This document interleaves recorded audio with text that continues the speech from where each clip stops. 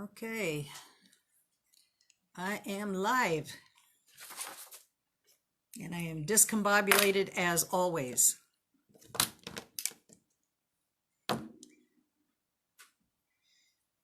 Let's see here. Hi, Jennifer.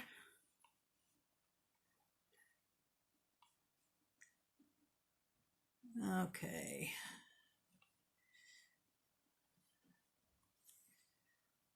All right, I think people are starting to come on. Hi, Carolyn. Just like everybody else, yeah, I'm sure.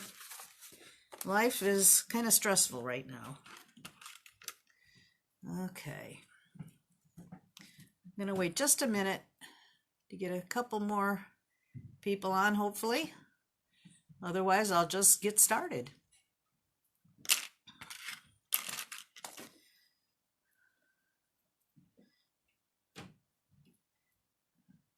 We're going to do a couple of fibula pins today. How is my dad? My dad is a mess. But thank you for asking, Jennifer. Technically, he's okay in body, but he is getting confused. He has periods of not knowing what he's doing. Most of the time he's very lucid, very clear. He doesn't have dementia. I think he's had some trouble with medication that he's been put on. He was having some hallucinations, and he's a terrible worrier. So he worries about stuff that isn't realistic. So, oh, I see that we've been interrupted. Are we back yet? Okay, I see we're back now. No, he's not on oxygen. All his vitals, everything is pretty good. I mean, he has been diagnosed with congestive heart failure. However, it's being managed just fine. So, all his vitals are pretty good. He's been on fluid restriction, which he's been very unhappy about. And actually that's been very good for him. He had a lot of water retention. So the fluid restriction has been working. So he's just tired of it all. He's 95 and he's cranky. And he pretty much takes it out on his kids. So and I'm the chief brunt bearer. So that's just how it is for right now. So as soon as I'm done with the broadcast, I'll be heading over to the rehab center that he's at right now. But we have to find him another facility because they're discharging him on Saturday. So, and he is in no shape to go home on his own. So finding a caregiver is a real problem. But we're working on it. And that, oh, I'm sorry. I'm sorry if your husband's having problems too.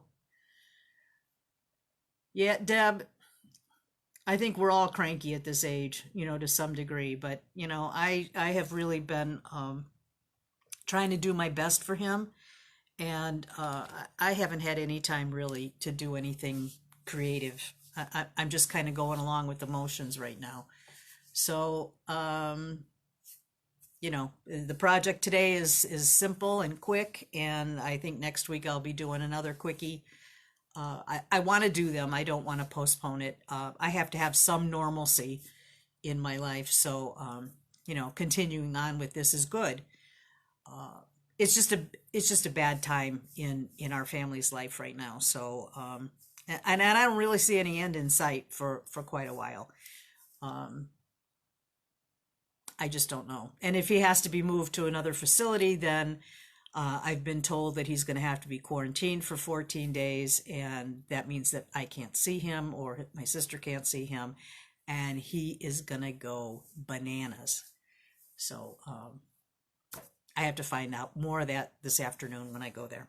Okay, so enough of that. But yeah, thanks for asking. It's just another stress to go along with this crappy COVID time. So yeah, and you're right. It does. It sucks the creativity out of me. It's like I haven't made any glass. That's something that's been selling quite well, and I've been very happy with that. I've been waiting for that for a long time, and finally getting noticed for that, and now everything has to be on hold. And pretty much timing is everything.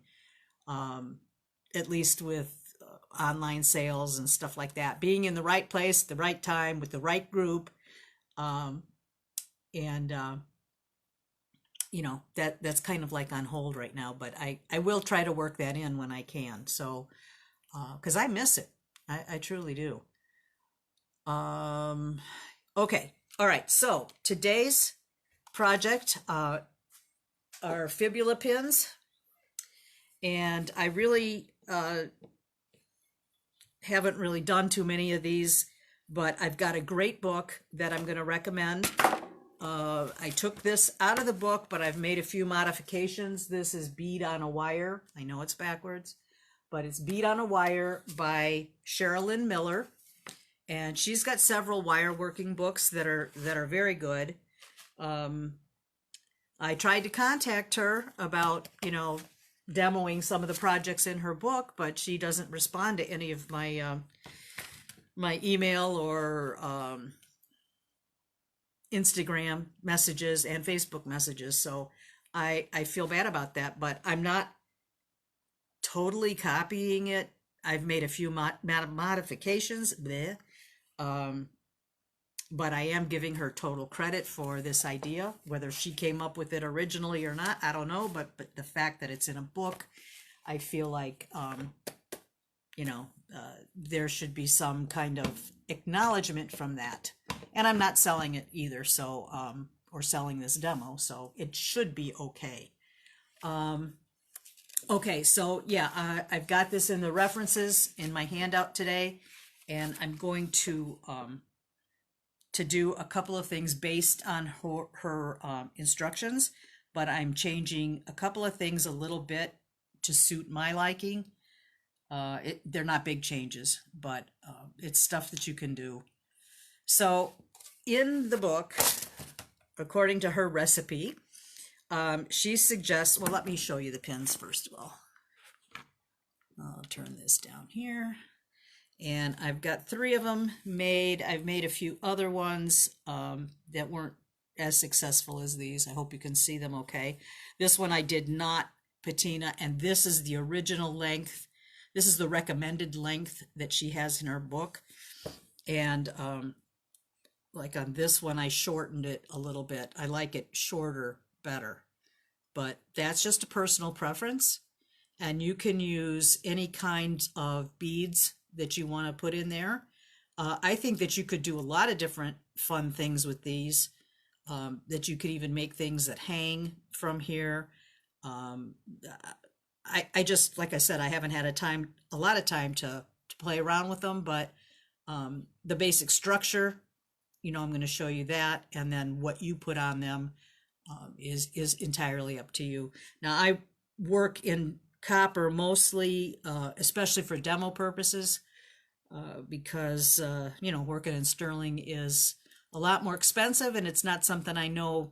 I'm not sure if it's something I want to keep or not, so I don't want to invest in silver till I know that I have a design that I really like and I've got the sizes the right way, so then it would be a done deal. But you could use these for, put them on a sweater, you could put them on a scarf, you could put them on a coat, you could put them on a kilt, like I mentioned last week, if there's any kilt wearers out there, and you can make them longer or shorter, so you can modify however you like. These 2 I did patina. This one I put a lampwork bead on, just because I had one, and I like it.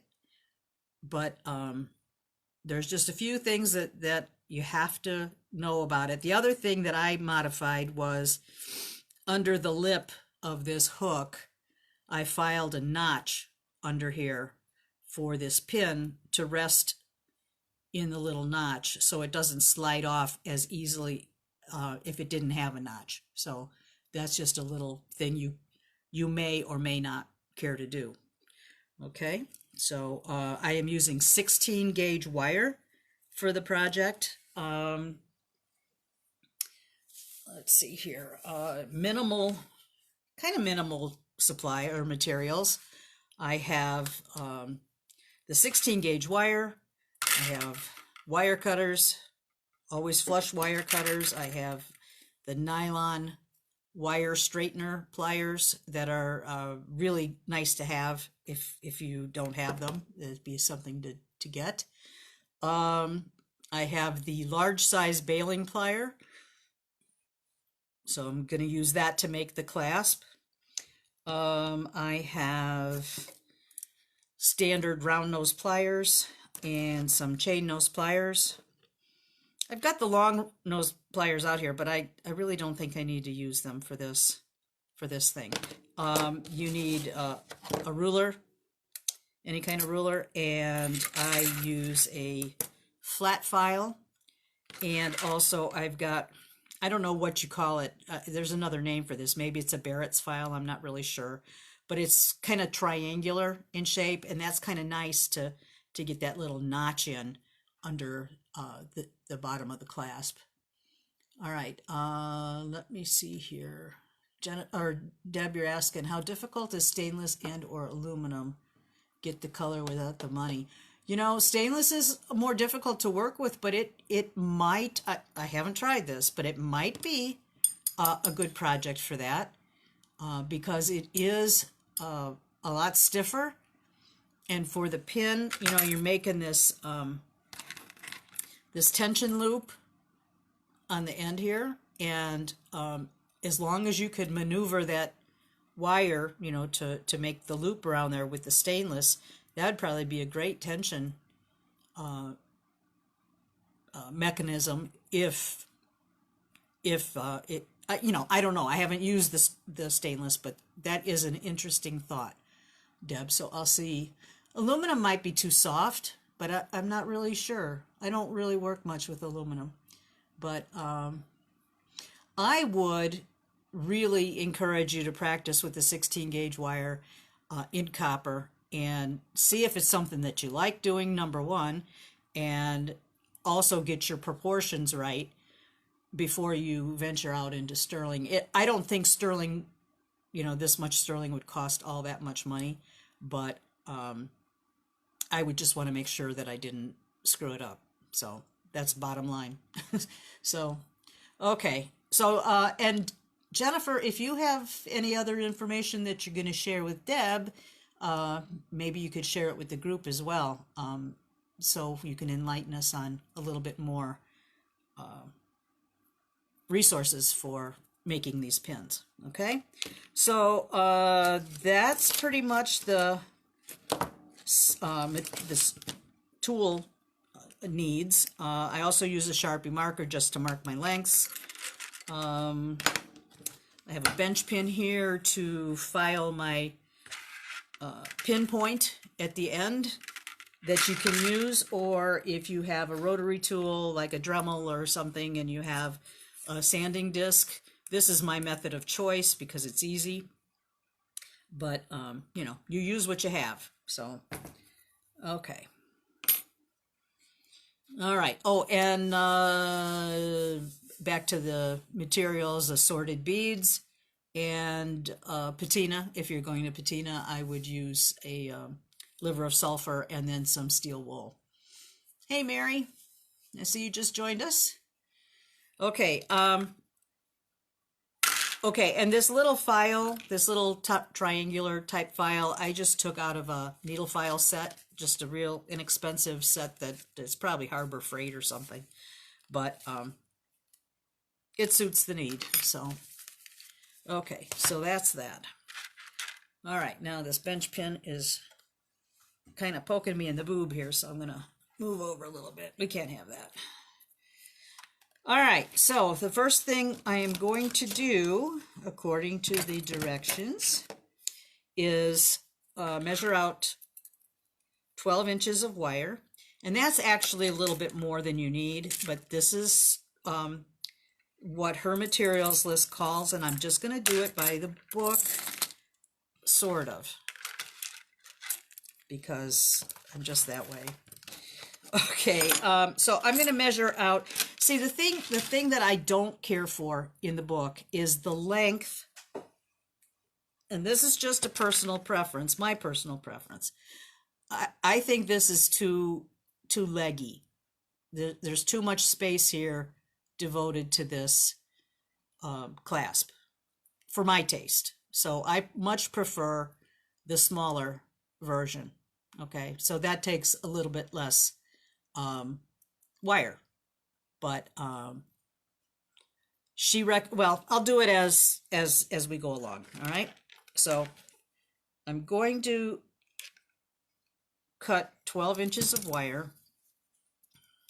And on this, it doesn't matter if you flush cut or not, because you're going to be trimming off both ends at some point. So that doesn't really matter. Okay. And it's recommended that you mark off from the top 2.5 inches to start making your hook. But I'm going to take it to 2 inches because that's the length that I want. Okay. So, and that's not that much different, but it is a little bit shorter. So I just marked where 2 inches is on this wire, and I'm going to take my round nose pliers, and at that mark, if I can find it, I am going to just bend this wire just like that. Okay, can you see that okay? I've just made a bend in that. Okay, that's the beginning of the hook. Now from this short end of the wire, it says to lift about 1/2 inch, but I'd say 1/2 inch to 3/4 inches is good to lift up. Okay, can you see that okay? Just kind of pull that wire straight up. Now I'm going to use my feeling is that I'd like to squeeze this wire closed, and in some hooks, I think like the one I did last week, you do squeeze this closed. But in this case, we need that pin to kind of go in between that space, so you want to leave that open, okay? So at this point, I am going to wrap the short wire around the long wire, and you have to find whatever's comfortable for you as far as holding this wire steady. The wire wants to move on you when you start to wrap it. So like this. So I'm going to wrap it 2 to 3 times around. If you get 2 complete wraps, that's good enough. But sometimes, and I shouldn't be doing that with the round nose pliers because that kind of digs into the metal and affects how it looks. All right, so I've got 2 complete wraps around here, and I think I'll just be, well, I'm going to push this down a little bit, and then I'm going to snip off that little tail that's sticking out. That I want to, oh, what bad timing. Okay, that's the nursing home. Okay. They're just going to wait till we're done. Okay. So then I just want to straighten this out a bit. I'm not really squeezing it tight or anything. I just want to even it up a little bit. All right, so this is kind of what you've got right now. So the next part, or the next thing that I'm going to do is make my little notch on the back of this rounded curve right here, just right in the middle. I want to make a little notch with that plier. So I'm just going to put this on my bench pin just to hold on to it and just kind of file a little notch in there. Nothing fancy.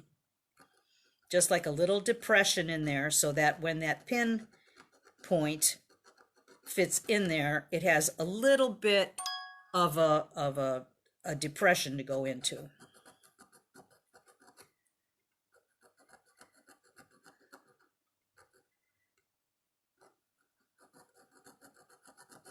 You don't want to go too crazy because then you'll cut yourself through the wire. You don't want to do that. Of course, you'd have to go a long way to do that, really.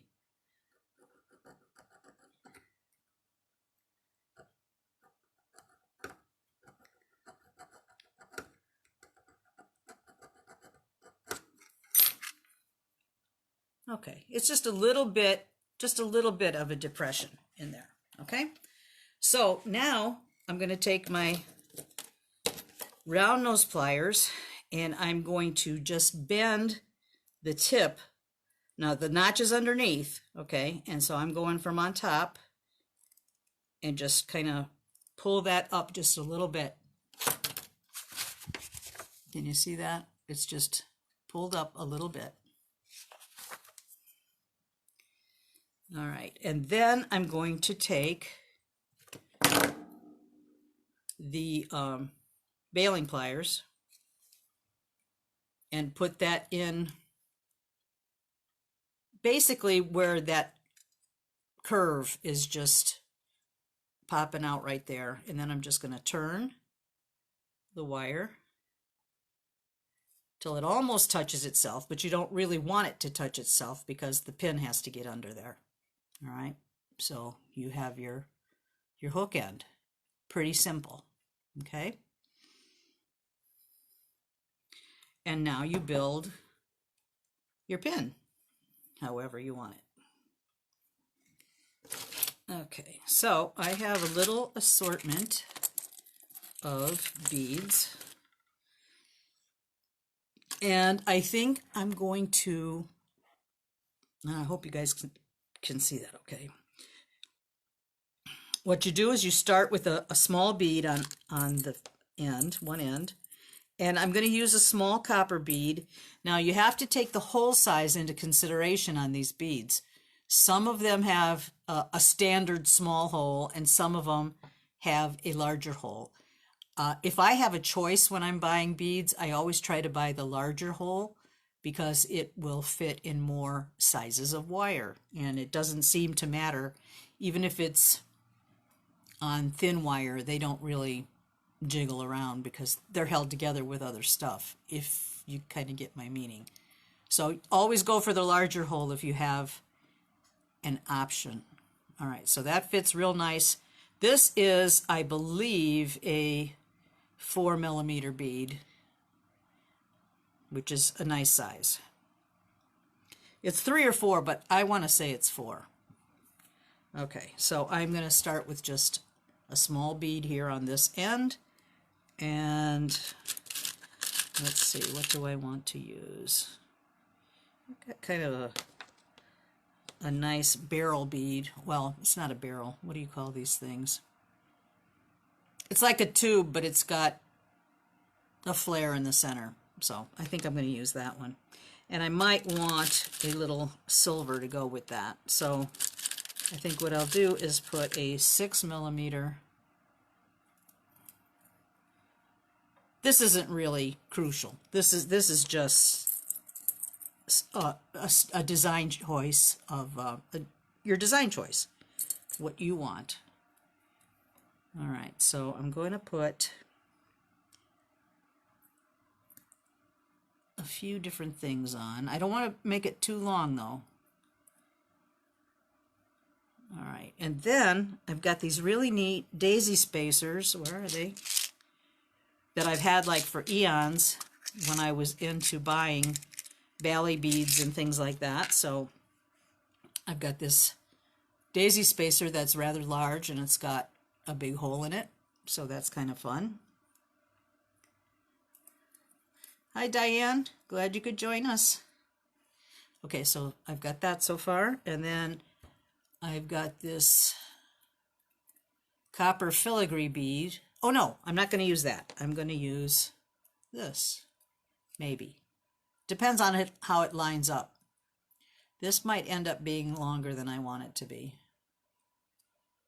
Yeah, I think I'll just go with the copper filigree bead on this.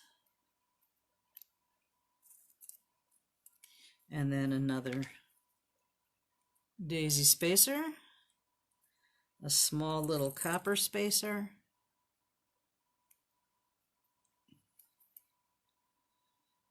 a 6mm silver ball.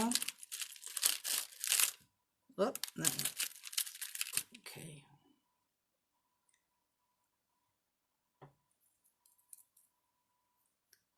Okay, another silver bead, a copper spacer, and then I'll put another 4mm copper bead on there.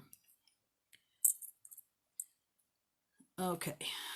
All right, so that's as long as I want to build it. Okay, that's probably comparable to the other ones that I've done. Yeah, it is. It is. But like I said, you can do however you want on it. So then you're going to take your round nose pliers and I'm going to make a loop, put them in here right at the end of the bead. I don't want to leave any space. Okay, so I'm going to wrap this around. This is making the tension loop right here. You want to make sure that you wrap around at least once all the way around, but usually it ends up that I've kind of gone almost twice around. This is a little bit fiddly, so you might need to practice with this a little bit to get your tension loop. But it really does work. It really works, but it's got to be fully all the way around. And then you can take either your fingers and kind of straighten your wire, or you can use your wire straighteners to get any dents, or not dents, but you know, waviness out of there. Now, at this point, you're going to need to determine where you want to snip off for your pin, because the pin is going to go down from under and lay up in the underside of the clasp. Okay, so, and also, let's see, also, I think if you wanted to hammer this edge, I think I'm going to try that. If you wanted to hammer this edge a little bit just to give it a little sparkle, I think you could at this point. It might be harder to do when the wire is shorter. So I think, bear with me a minute, I'm going to try it out and see if it's a doable thing or not.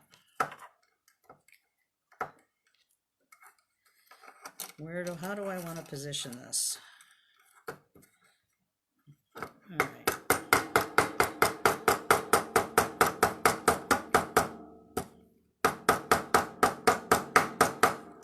Like I've said before, I fly by the seat of my pants most of the time when I'm doing stuff. So if you can deal with that style of instruction, I'm your gal.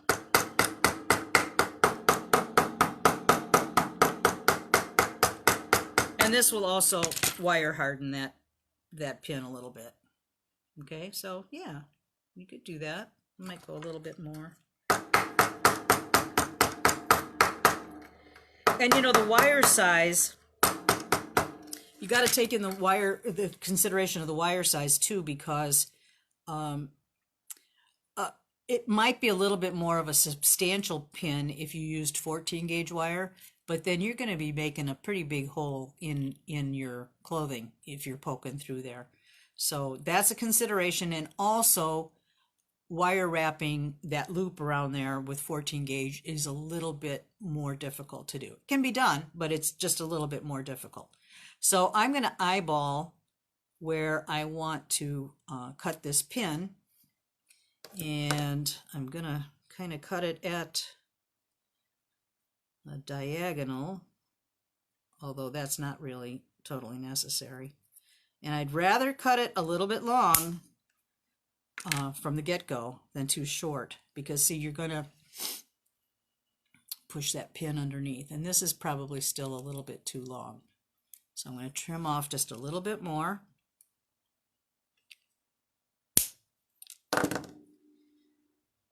Okay, I think that's better. And I'm also going to arc this just a little bit more.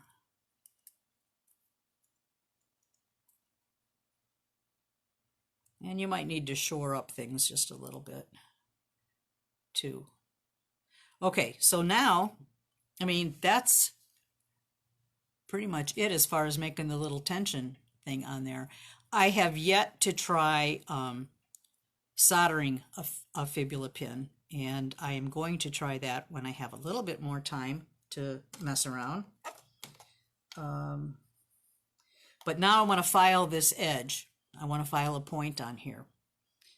All right, so you have a couple of choices. You can use a flat file and your bench pin and just, you know, file it till it's till you get a point. You have to turn it around and file it all the way around.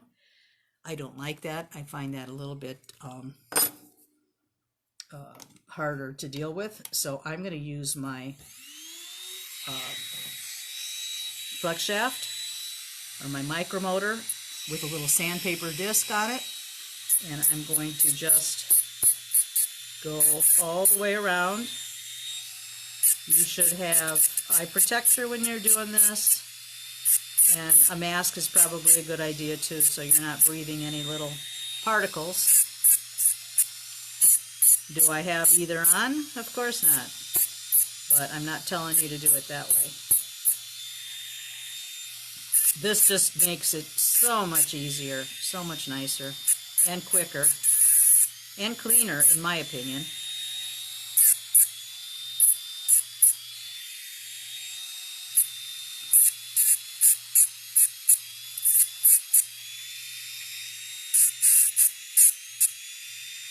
That's a nice sharp little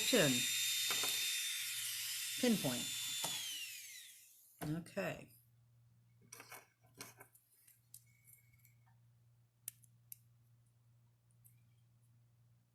So there you have it. That little notch, I guess I could have notched that out just a little bit better, and I'm a little bit twisted here. I could have probably notched that under the clasp. I probably could have notched that out with a wheel on my flex shaft, you know, and just kind of made a little groove in there. So let's see here.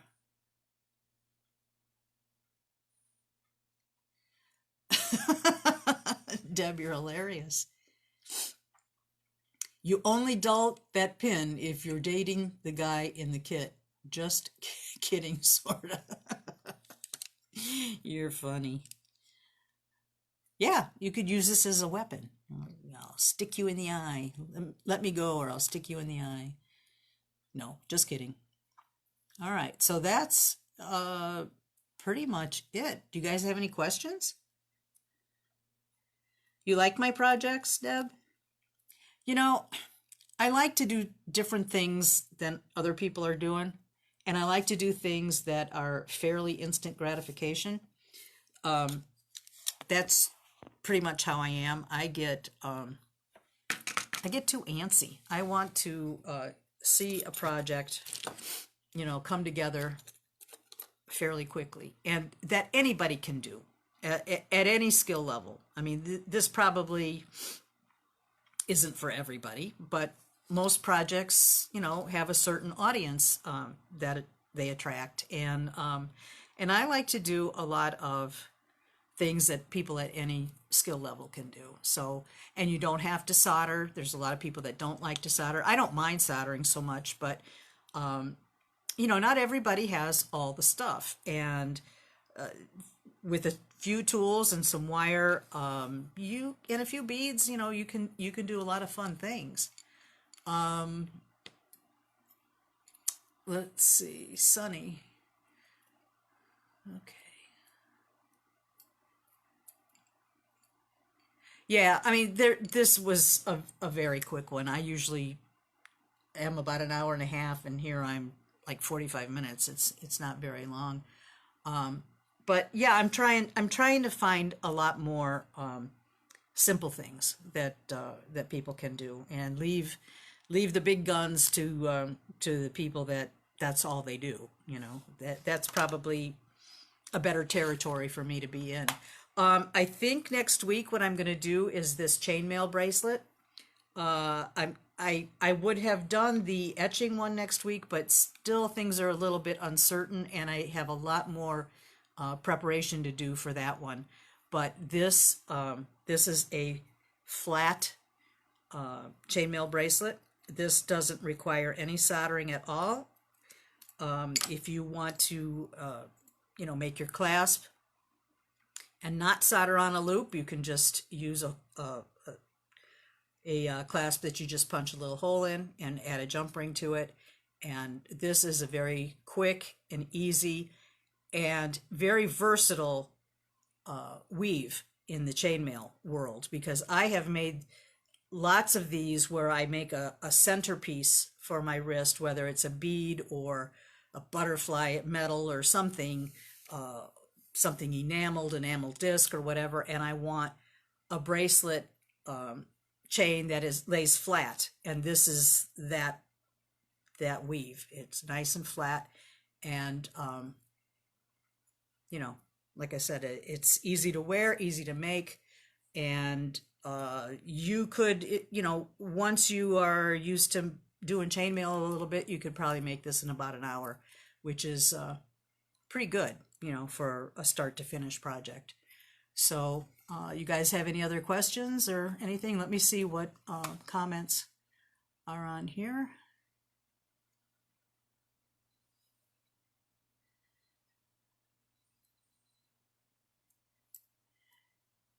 Yeah, Ruth, I truly am a fly by the seat of your pants person, because I like to figure out things.